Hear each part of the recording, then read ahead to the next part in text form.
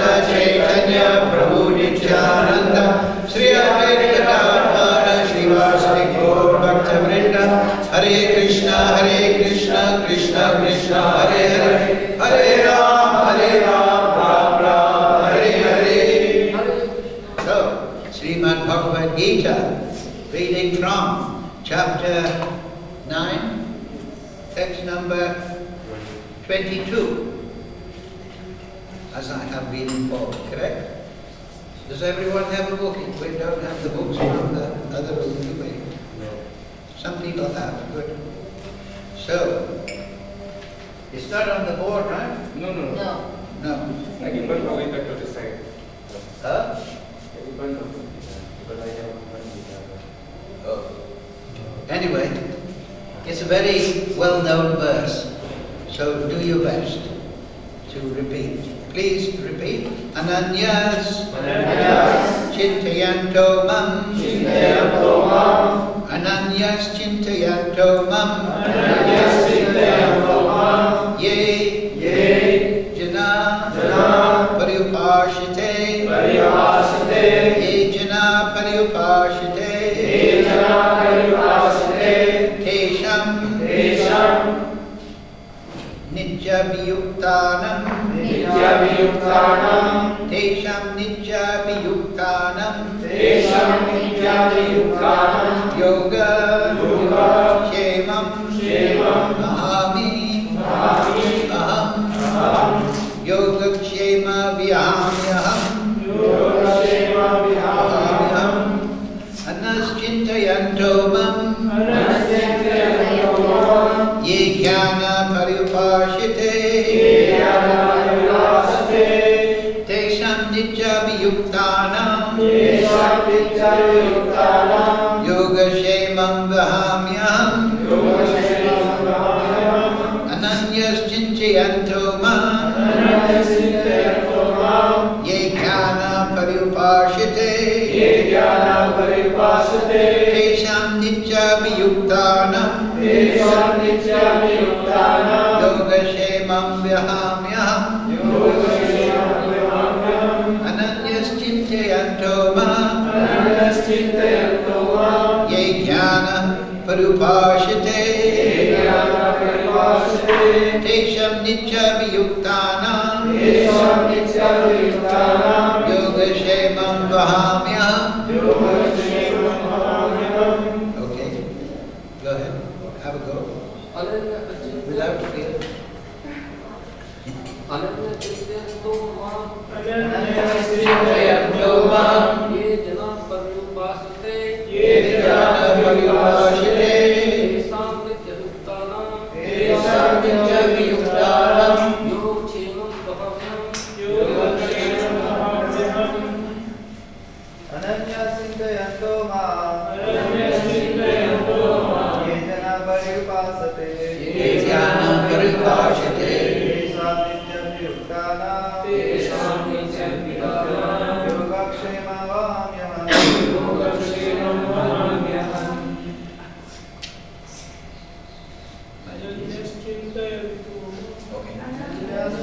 Tanto Mam Ye Jnana Paryupashite Tesham Nitya-viyuktanam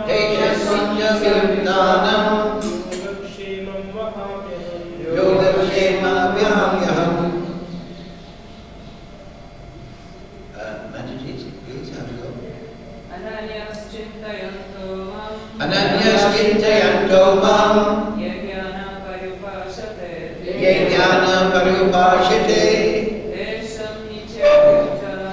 Tesham Nitya-viyuktanam Yoga Kshemam Vahamyaham. Yoga Kshemam Vahamyaham. So, word for word, please repeat. Ananyaha, having no other object.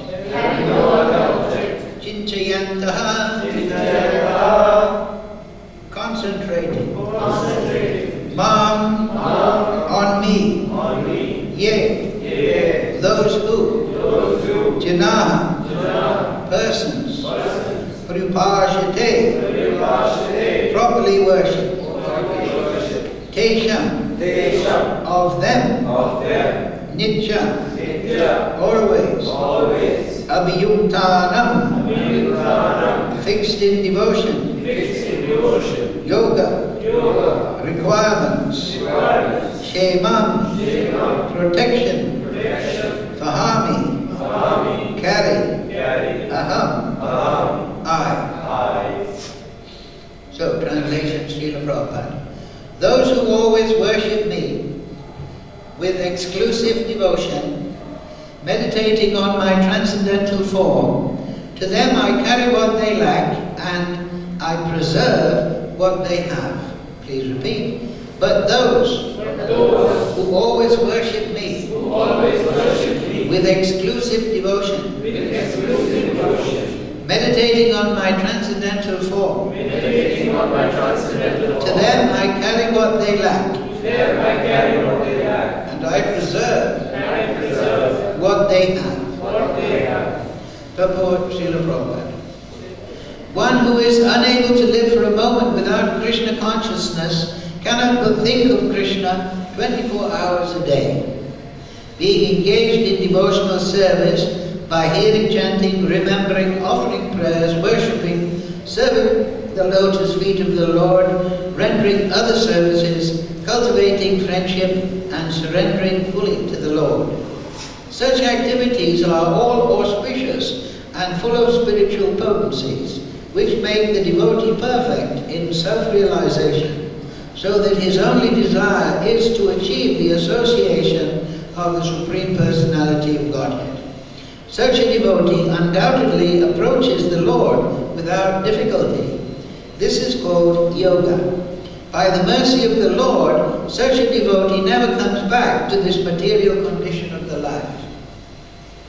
Shema refers to the merciful protection of the Lord. The Lord helps the devotee to achieve Krishna consciousness by yoga, and when he becomes fully conscious, the Lord protects him from falling down to a miserable material life. To a miserable conditioned life. Mukam karochi vachalam pangam laite vidam yatri patamam vande Sri Guru Dinatarinam. Anaschintyanto mam ye jnana paripashite tesham nitya viyuktanam yogakshema pramamyaham. But those who worship me with exclusive devotion, meditating on my transcendental form, to them I carry what they lack and I preserve what they have. So this verse is very clear. Hare Krishna. Huh? Yesterday this 21 verse was also not Sorry? It was left actually, 21 verse. Say again, I couldn't. This verse number 21. 21 verse. Yesterday, 2 verses were supposed to be covered, 20-21. The speaker could only cover The 21 was not covered. Well, you're telling me the wrong time now, aren't you? I know you mean well, but we've just chanted the sloka and everything. So we'll deal with this verse. This is the verse I was told with. Perhaps tomorrow they can do 21. I agree they shouldn't miss it. But we can read it for your satisfaction. Tetam bhuktva sarvaloka vishant shine punya marja loka vishanti evam trai dharma anupapana gyata gatam karma karma labhyate lapante. When they have thus enjoyed vast heavenly sense pleasure and the results of their pious activities are exhausted, they return to this mortal planet again. Those who seek sense enjoyment by adhering to the principles of the 3 Vedas achieve only repeated birth and death. Purport.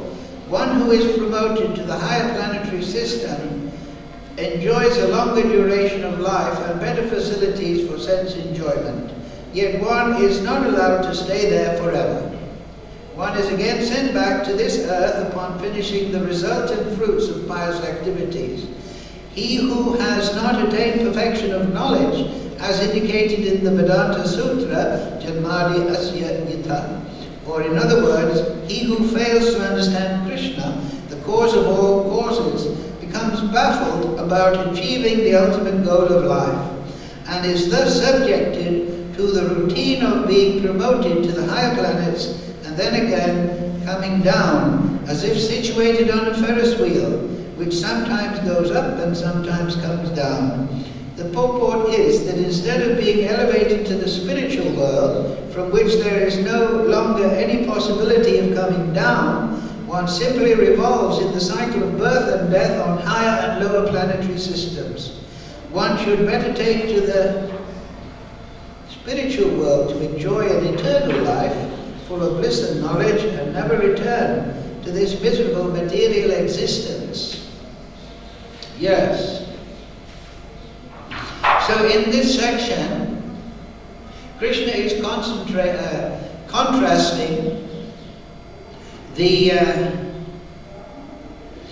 results of different forms of worship. If one worships Krishna, as it says in today's sloka, Ananyastinjiyanto Mam, exclusive devotion. If you remember in the word for your word, Anyas was without any object. So Prabhupada in the translation says exclusive. That means that there is no other second object of meditation. Always worship me with exclusive devotion, meditating on my transcendental form. So this is how one attains the spiritual world. If one wants to worship some devata, or even some mundane teacher, politician, leader in the material world, and follow their ideas, then one will not attain the spiritual world. Of course, that philosophy is not so commonly heard now because of Prabhupada's preaching, but Prabhupada greatly condemned the idea, came out of Bengal, you all know, right? We've all heard. Yatamat Tatapa, right? Which translates as, any Bengali here? Yatamat Tatapa. Any path will give you the same result. So that the idea is that there is the Brahman, that this is the highest absolute reality. Some kind of field of impersonal energy, known as the Brahman, the Supreme. And from that Brahman, there is an interaction with the material element, and this creates the demigods, this creates Krishna, this creates Lord Shiva. In this way, this false conception, this is the Mayavadi conception, Brahma Satya, this undifferenced impersonal energy, that is truth, and all the variety here is illusion. It is called Vaivart Shakti, Vaivartavar in Sanskrit. It is the basic Mayavadi idea. That everything is one, but there is an illusory transformation. Vaivartavar. It means that these demigods, the different categories of material energy, man, woman, animal, planets, whatever, this is all illusion, non-existent. So of course this is just word jewelry. Of course, as Madhvacharya hundreds of years ago pointed out, this was his main point, that the world is real. This was the 2 points taken from Madhvacharya's philosophy by Lord Chaitanya. Lord Chaitanya took 2 points from each of the 4 Vaishnava Sampradayas. He of course was initiated in the Madhvacharya, but the 2 points he took from Madhvacharya was that the form of the Lord is eternal. It is not an illusory conception that just manifests in the material world for Leela. And when the Leela is finished, that form melts away into the oneness of Brahman. Right? So this conception is completely bogus. Actually, we hear throughout the Bhagavad Gita, Krishna says, Mam, Mam, to me. We were discussing last week. That Krishna has said, Sarvadharma Parijajam, Mam Ekam. Surrender to me, Ekam, alone. Why? Because Aham Sarvasya Prabhavo Patak Sarvam Pravartate. Everything is not proceeding from the Brahman. Rather, everything is proceeding from me, not the impersonal energy. Actually, there is an impersonal energy, so to speak. That is the Brahmajyoti. That is the effulgence of Krishna's transcendental form. But the Mayavadi idea puts that impersonal emanation, that energy, the light, that emanates from Krishna, the transcendental light, not this mundane light, that emanates from Krishna and puts it above Krishna, above the form. This is completely incorrect. If something is near guna, near visesh, without quality, without variety, how can it create variety? So it is also illogical. Throughout the Vedas, throughout the commentaries of the Acharyas, the Vaishnava Acharyas, this world is described as real, but temporary. So in Sanskrit, this is called Shakti Parinamvad. Parinam means transformation of energy. So Krishna, through his Shakti, Achintya Shakti, he transforms into the material energy. He creates the material energy. He creates the spiritual energy, the Chit Shakti. Through his potency, through his personality, he creates the variety of the spiritual and material world. This is Vaishnavism. And thereby, his transcendental form is the supreme object of worship.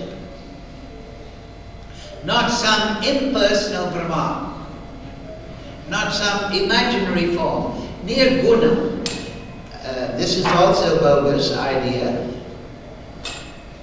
Nirguna means without qualities. Now, if something is without qualities, it means it cannot have existence. Because existence is manifest as quality. If you tell me, I have a friend, I may doubt what you say, but anyway, I say, okay, tell me what your friend is like. Tell me what his qualities are. Tell me what his form is. Tell me what his leela is. Tell me what his name is. If you tell me, oh, I have a friend and he's without qualities, what will your reaction be? If I tell you, I have a friend, he is without form, he is without qualities, he's without variety, he's without activities, he's without friends, then what kind of a friend is that? It means he doesn't exist. Right? So if you say the absolute truth, has no qualities, no activities, no nirvisesh, nirguna, and all these, nirvan, then what are you saying? You are actually condemning him to oblivion. He is of no consequence. And then if you tell me, well, my friend, or I tell you, that my friend is without qualities, without form, without activities, but he has produced everything, then you're going to say, well, you just said he has no activities, no qualities. So how has he produced all this? The red curtain, the red floor, the marble, the nice comfy chair. How has he produced all these if he's without leela, without activities?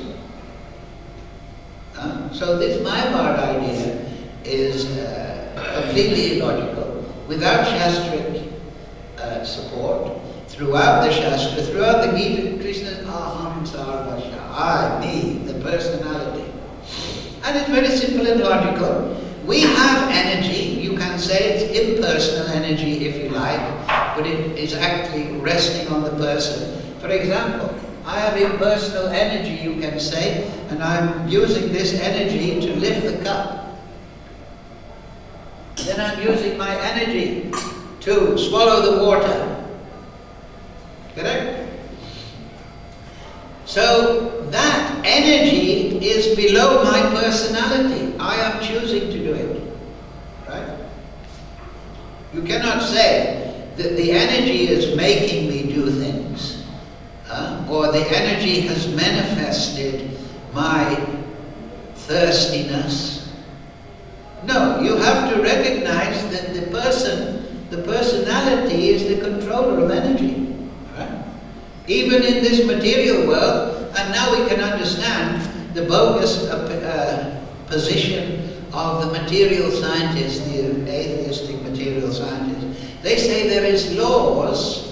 They want to discover the laws of physics, but they say there's no lawmaker. If you say there are traffic laws, how cars should drive, of course, as you all know, they may not exist or not in India. But anyway, there are some laws. You drive on the left side of the road. Maybe, sometimes. But anyway, unless you're a bullock cart or very big. So anyway, so there are laws, but they're a lawmaker. Is that reasonable? Right? There is the parliament. And then the parliament, it's not the building, it's the people inside. And the persons are making the laws. Right? So we see, this is the systemology. We don't see that traffic laws are suddenly appearing out of nowhere. Maybe they do in India. They make them up as they go along. But somebody is making them up, right? So the laws are there, but they are being followed, created, and governed. So this, yes, my dear material scientists, we agree there are laws to material nature, but they're being created by a lawmaker, and they're being governed by the demigods, and ultimately the Supreme Lord. Right? Just like if you break the laws of the traffic, then you may be punished, unless you give the policeman 50 rupees. And if you break the laws of the universe, then you will be put into certain positions in your next life. Just like the previous sloka. If you're pious, you will go up to Swagaloka. Just like if you have a good amount of cash, you can go to some beautiful place in the South Pacific, and you can stay in a beautiful hotel. And they'll bring you lemon juice every morning and fruit salad for breakfast, right? And they'll say, yes, of course, you can use the swimming pool. But then, as soon as you run out of money, they'll throw you out of the hotel. But you can't say, yesterday you were treating me like a very honored person. Yes, but then you had money. That was the difference. You were actually worshipping your money, not you. So similarly, in this material world, everybody is in a position according to their papa and punya, their material karma, and their material desire. This is the previous verse. So the laws are there, but they are made and they are governed by the demigods. Just like when you go to the heavenly planets, or you go to that beautiful hotel on the beach by the lagoon, then your stay in that hotel is governed, is it not? By the waiter, the manager. So the demigods, they are the governing agents of the material laws, beyond the traffic laws of man-made laws. But we are following in the same way. As it is often said, as above, so below. So the structure of the universe, the layout of the laws, the interaction of the personalities, these are all governed by personality. And so the material universe is ultimately governed by Paramatma. And Paramatma is a manifestation of Krishna. So those persons who understand this principle and worship the Supreme Lord as revealed in the Vedas, Krishna, by the Acharyas, by Vaishnava Sampradaya, they worship Krishna exclusively because of this understanding and because this is the direction of Krishna himself. Exclusive devotion. Pariupashate. If you remember the Sanskrit, they properly worship. So now this is very important. This does not mean that the devotees of Krishna, the Vaishnavas, the worshippers of Vishnu and his expansions, they do not respect anyone else. They worship Krishna with bhakti. The word is devotion, bhakti. Bhakti mam avijananti. So bhakti translates as devotion, but bhakti is only for Bhagavan, actually. You can be devoted to your wife and children in a material sense, but that is not bhakti. Bhakti is that devotion which has the Supreme Lord as its object, exclusively. If you are worshipping the demigods, you think, well, I'll worship Krishna, but I'll also worship Shiva just to make sure. And I'll also worship Saraswati just to make sure. But as the Supreme, that is my body idea, right? What do they call it? Panchupashana. Right? You worship Surya for this aspect of the Brahman. You worship Ganesh, you worship Shiva, you worship Durga, you worship Vishnu. And they are all different aspects of the Brahman manifest. But this is not exclusive devotion. And this is actually offensive, because you're putting the Supreme Lord on the same level as his servants. Just like if you go into the king's palace, and you worship his minister, and you worship his general, and then you worship him as being the same. What will that king think? No. You're going to the king's palace, you give your primary worship to the king, but you also respect in their proper position his ministers, his police chief, his military chief, right? His economic advisor, the workers in his palace, you give respect. So yes, exclusive devotion does not mean, oh, we're just worshipping Krishna because he is the source of everything, and therefore we forget everyone else. This is the Kanishta Adhikari, right? Kanishta Adhikari sees the deity in the temple and worships, but he has no respect for the Vaishnava devotees or all living entities. He thinks this is my object of worship, and everything else doesn't really matter. So this is immaturity in realization. Actually, the Madhyamadikari, he is told to worship the Supreme Lord and make friendship with the devotees of the Supreme Lord. And he should, the Balisha, the innocent, he should give them mercy. He should give them knowledge about Krishna and the worship of Krishna. And the Asura, the fourth category, who is inimical to the Supreme Lord, Asura, he treats that person with upeksha.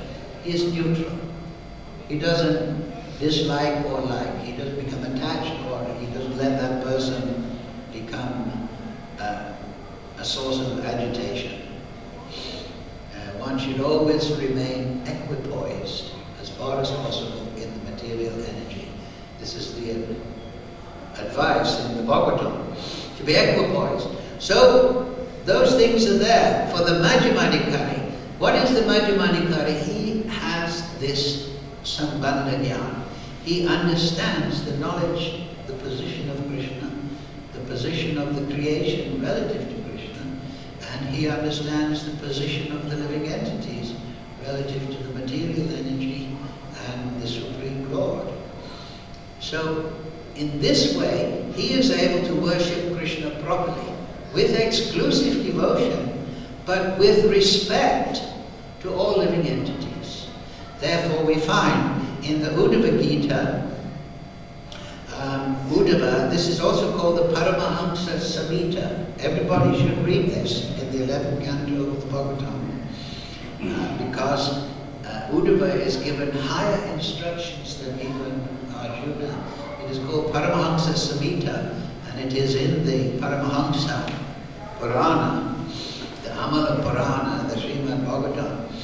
It is how to become an Uttamadhikari, the third category of devotee, the Paramahamsa. So Uddhava is enjoined to offer obeisances to the dogs, to the cows, to all living entities.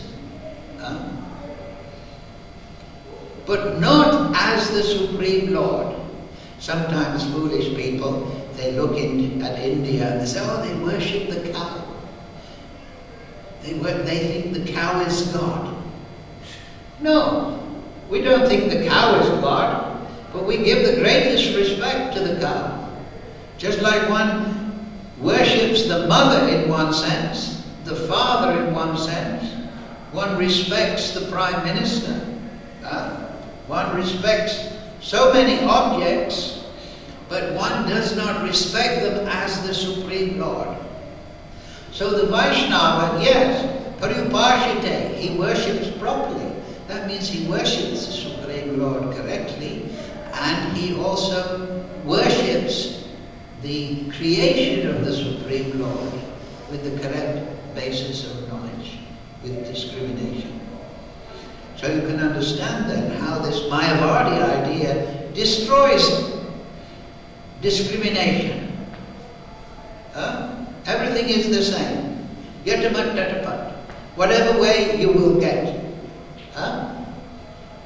There's no difference between worshipping Ganesh and Shiva and Durga and Vishnu and Surya and Krishna. It's all one. You are me and I am you and you are somebody else at the same time. It's all unintelligent. You cannot intelligently analyze it because it is a manifestation of tamagun. It is illusory potency. Shankaracharya, he was incarnation of Lord Shiva. He was Prasjanam Buddha Uchite. It is in the Padma Purana that this Mayavad philosophy, Asak Shastra, it is impious philosophy, and it is propagated, it is covered Buddhism. Actually it is voidism with just an overlay of spirit. So this Mayavad philosophy destroys discrimination.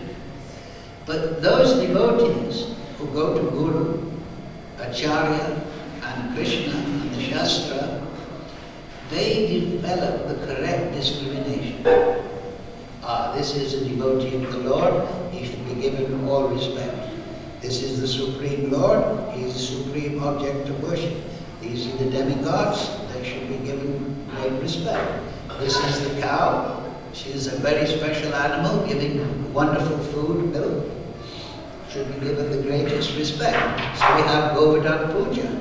But when we have Go Puja and Govardhan Puja, we're giving garland to the cow and gur to the cow. So somebody without sambandha gyan, they may look and say, oh, they're worshipping the cow, how foolish. They think the cow is God. But that is only their stupidity, their lack of knowledge. But the Vaishnava has sambandha gyan, knowledge of relationships. So he knows everything properly. So he worships the Supreme Lord, his expansions, his devotees. He makes friendship with his fellow devotees. He gives mercy to the ignorant people. And he avoids the asura. This is the basis of intelligent behavior for a devotee. But beyond that is the uttamadikari. Ut means above. Uttama. Uttama. Above tama. Above ignorance. That means he's above the ignorance of the material world. So what is his vision? His vision is that he sees everything within Krishna and Krishna within everything. And this is the actual reality. Just like Mother Yashoda, we were discussing last week, right? Mother Yashoda looked in the mouth of Krishna. Baladeva, the cowherd boy, said, Krishna has been eating earth. Mother Yashoda, come here, Krishna, let me see. Open your mouth. When she looked inside the mouth of Krishna, she saw the whole creation. And herself within Krishna, opening the mouth of Krishna, looking within, seeing the whole creation. So, everything actually is within Krishna. And Krishna is within everything. So this is beyond material calculation.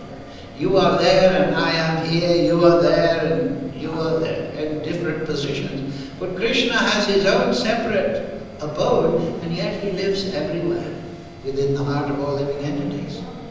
And yet everything has emanated within from Krishna, and yet everything remains within Krishna. So if you apply material sensibility, the understanding of material space and time, then this is illogical, or you cannot make sense of it. But it is the spiritual platform is beyond material space and time. So the Uttamadikari, he sees this position. He sees everything within Krishna and everything, Krishna within everything. So then he can actually paripashite, worship Krishna at every moment and see Krishna at every moment. And this is the actual reality. So that is something for us sadhakas, at least myself, to understand. We may have absorbed some sambandha gyan. We may be madhyamadikari.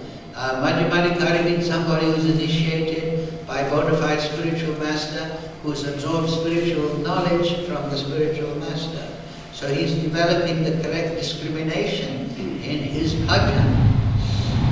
But we should understand how much are we actually absorbed in the form of Krishna, as Prabhupada says here, translates. Meditating on my transcendental form.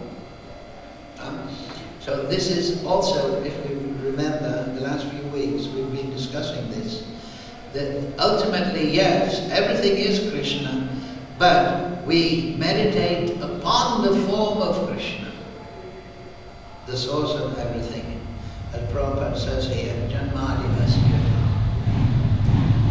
Now, if we understand this Vaishnavism, this practice of Vaishnavism, then there is one very important thing here that Krishna says in the second half of the verse, right?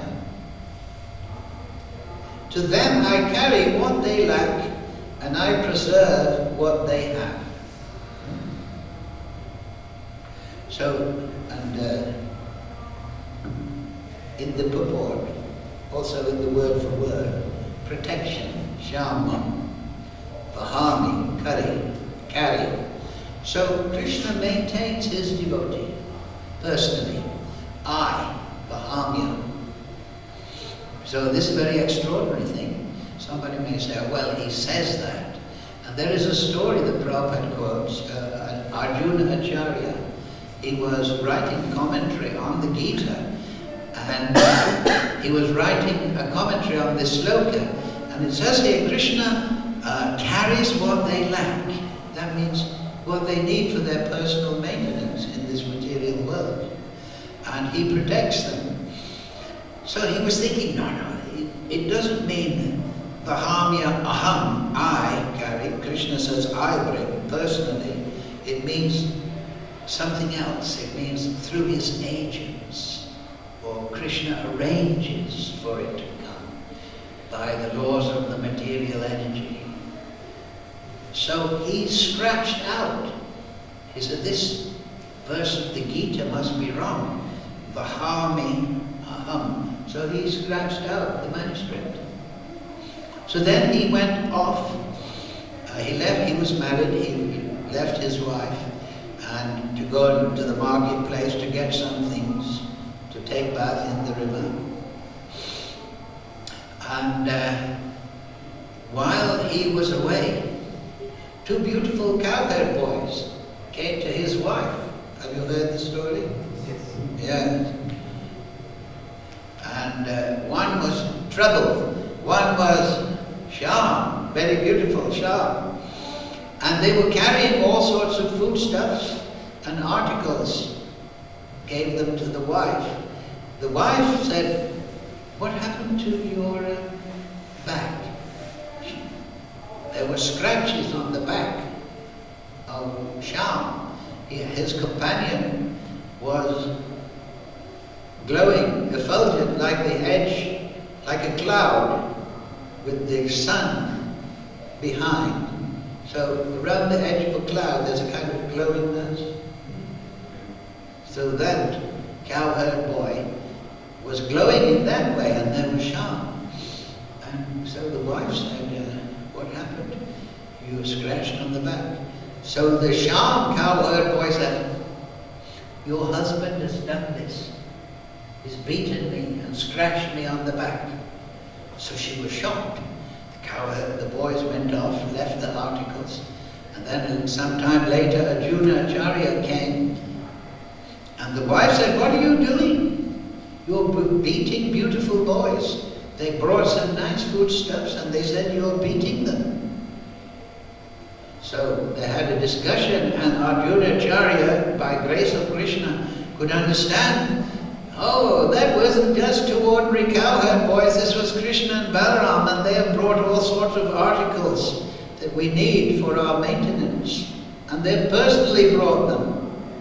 So he could understand, Vahamya ham.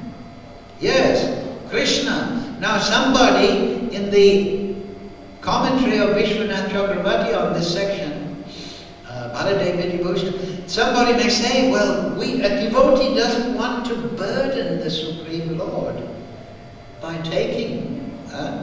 Arjuna Acharya may be thinking that making the Supreme Lord bring milk and sabji for his maintenance. But the qualification is here, he should be an exclusive devotee. He should be a realized Sharanagati. He should be on this platform. But such a devotee doesn't want to take service from the Lord. So there's discussion by acharyas that a devotee may think, I don't want the Supreme Lord to be troubled. I will arrange things and I will use my own efforts for my own protection and my own maintenance. But the answer is given there that the Supreme Lord, Ananta Seish, Krishna Balaram, they're supporting millions and billions of material universes. The unlimited spiritual creation is governing all sorts of activities without effort. It is explained that Ananta Seish, of course that is Baladev, is holding all the universes upon what it is like a speck of dust upon one of his hoods. Ananta Seish takes the form of a multi-headed snake. So if you put a speck of dust on the head of a cobra, what to speak of Ananta Sage, what burden will it be? So the Acharyas discussed that actually there is no effort for the Supreme Lord in maintaining this unlimited material and spiritual creation. So it is no burden for the Supreme Lord to supply the devotee's necessity. It is not a burden. But the point is, Vahamyaham, Krishna, and this is explained by the insight of the Acharyas, to Krishna's nature, that Krishna wants to serve his devotee personally.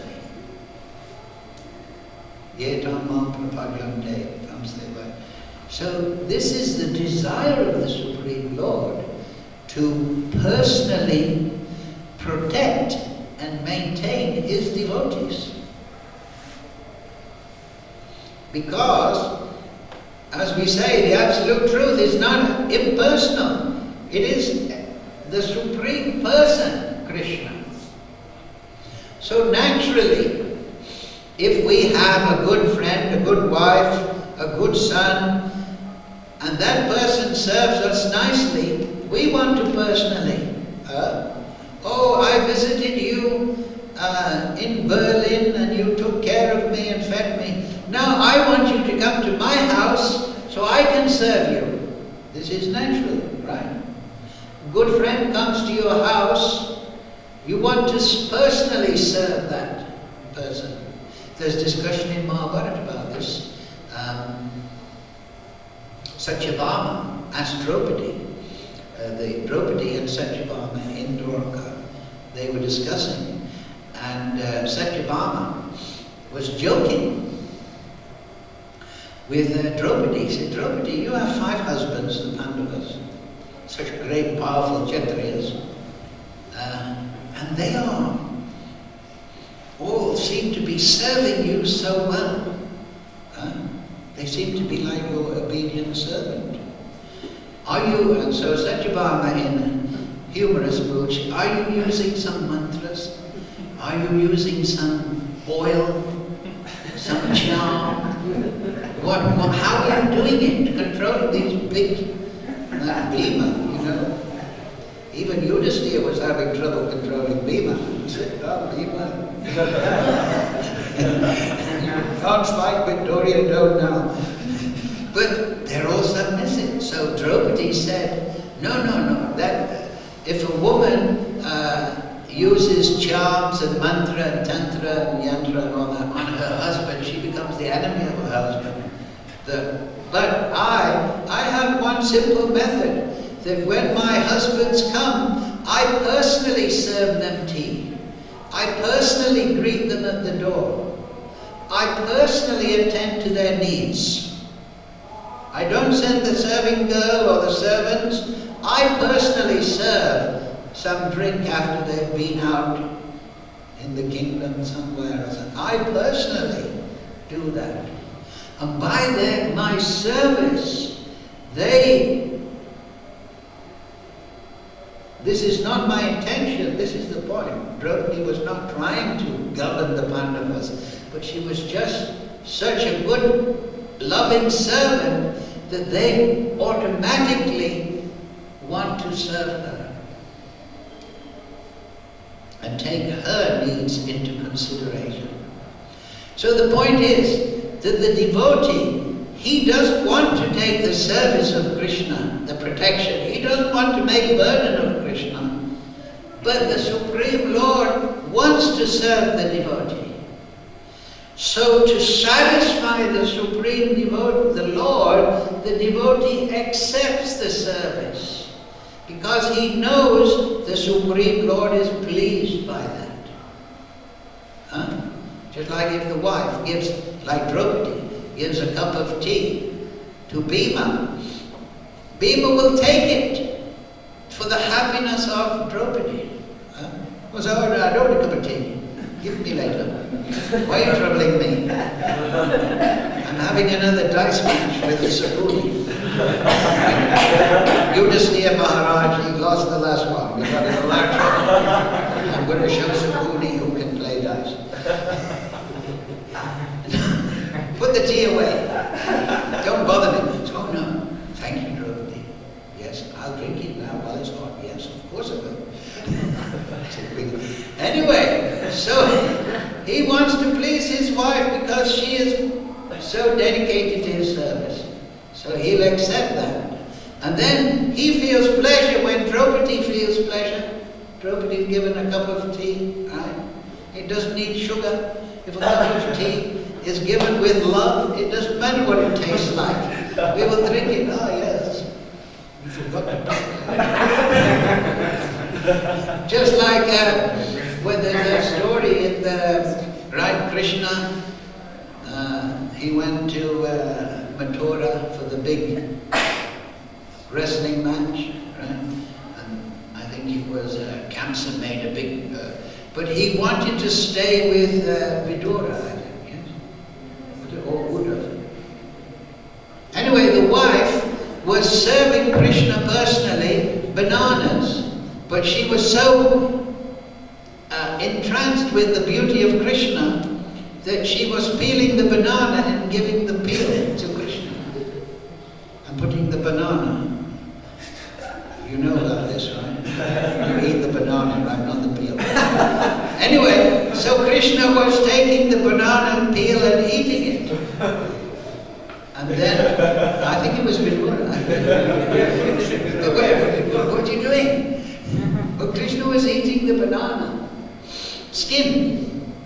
So, loving service is the most powerful thing. The Supreme Lord is explained like that. He's the Supreme Controller, but he is controlled by the devotion of his devotees. And this is explained to be the highest opulence of the Supreme